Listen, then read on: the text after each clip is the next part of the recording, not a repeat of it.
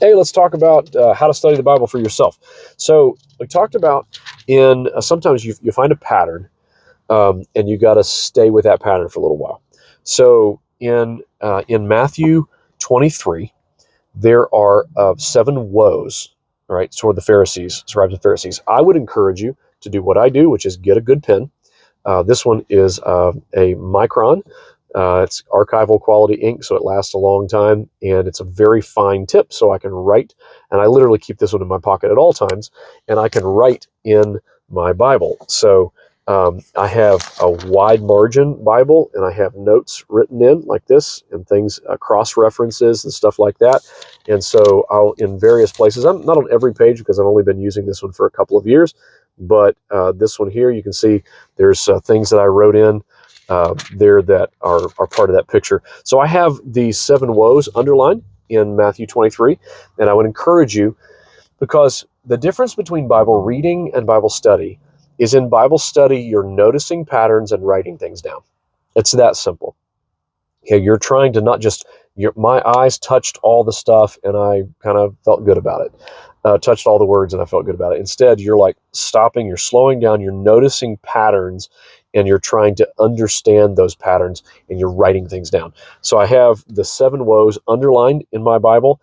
And so then you want to, once you find that pattern, you want to think about it as, what is this pattern trying to say to me?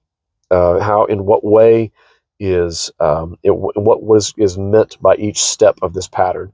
And so, woe to you, scribes and Pharisees, hypocrites, for you shut the kingdom of heaven in people's faces. For you neither enter in yourselves nor allow those who would enter to go in. Wow. These people, by their passion for their own will and their own way, they are not only not doing right, but they're stopping others from doing it too. Not good, right? Not good. And then he talks about their hypocrisy, and they're claiming that they can see, but they're actually blind, and they are partial in their obedience to the law. They do the minutia and they ignore the giant things, and then they are clean on the outside and filthy on the inside. And he says that twice in 2 different ways. And then the last one, he says that they say they are so faithful, but on the inside they are not. And he says, "Oh, if we'd lived in the days of our fathers, we would have not loved we would have loved the prophets instead of killing them." And he says, "No, you wouldn't. You're about to do it again." And that's he said, "Fill the measure up of your fathers." In verse 32, they're about to do it. They're about to kill the prophet that's before them now, the final prophet. That way, Jesus.